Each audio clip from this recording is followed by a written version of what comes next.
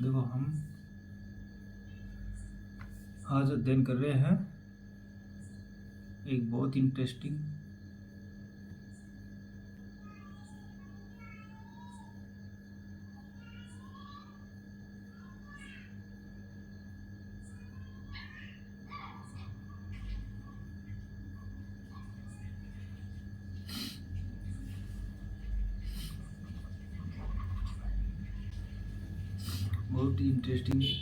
Subject है genetics. यानी genetics क्या होता है? ये देखो, जीन, आपने जीन नाम सुना? जीन जीन क्या होता है? 3 जो नाइट्रोजन क्षार होते हैं, जो जिससे हमारा डीएनए बनता है, तो उसका जो 3 जो नाइट्रोजन क्षार होते हैं उनका क्रम, ये 3 नाइट्रोजन क्षार कौन से होते हैं? एडेनोसिन, थायमिन, गुआनिन और साइटोसिन।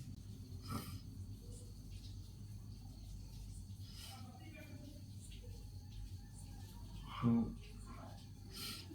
यानी हेरिडिटी, आनुवंशिकता क्या होती है? यानी एक पीढ़ी से दूसरी पीढ़ी में जो लक्षण जाते हैं उनको क्या कहते हैं? आनुवंशिक लक्षण। और इसका अध्ययन किया जाता है उसके आनुवंशिकी कहते हैं। तो जेनेटिक्स शब्द का सर्वप्रथम बेट्सन नामक वैज्ञानिक था, उसने इसका सर्वप्रथम उपयोग किया था। सजीवों में लैंगिक जो जनन होता है, तो 2 प्रकार का जनन होता है, लैंगिक और अलैंगिक। तो ज़्यादातर जो हायर कैटेगरी के जो जीव होते हैं उनमें लैंगिक जनन होता है, और उसमें क्या है, आधे लक्षण पेरेंटल पीढ़ी जो मादा होती है और आधे पिता से जाते हैं, और उनमें युग्मक बनते हैं, युग्मकों के द्वारा वो संचरित होते हैं।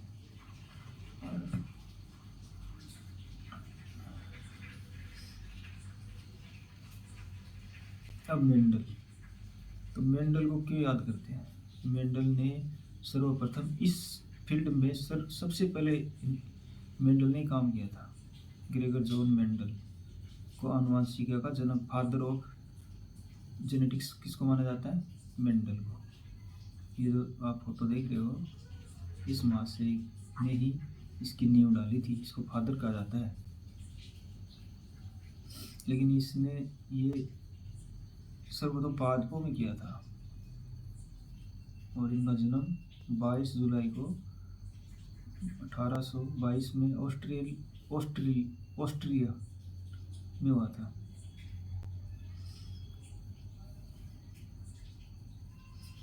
और इन्होंने किस पौधे पे प्रयोग किए थे?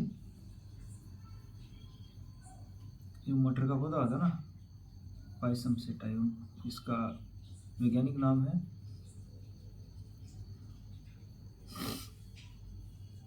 सात वर्ष तक इसने लगातार इस पर रिसर्च किया था, संकरण के प्रयोग। और इनकी किताब का क्या नाम है? ये तो सोसाइटी है, ब्रून सोसाइटी ऑफ नेचुरल हिस्ट्री।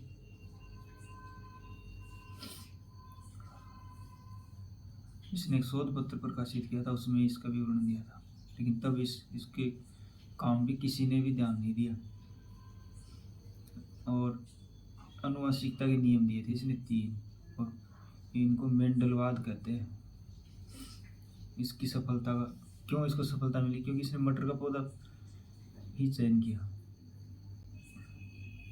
कि मटर का पौधा स्वपरागित होता है, उसका जीवन चक्र छोटा होता है, इसलिए उसको मटर के पौधे में सफलता मिली। 7 लक्षणों के आधार पर 7, कई बार क्यों सुना जाता है कि मटर के पौधे में 7 करेक्टर्स लेने लक्षण का इन्होंने अध्ययन किया।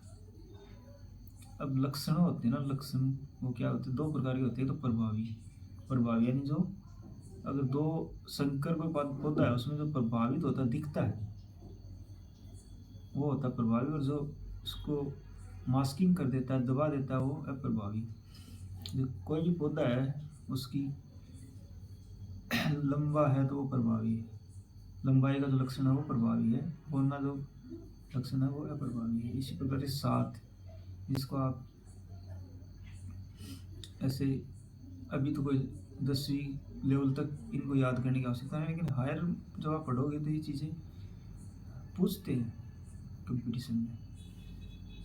ये देखो इसमें दिखा रखे हैं डायग्रामेटिकली। अब देखो कई शब्दावली हैं जो आप इनको याद, जैसे जीन क्या होता है,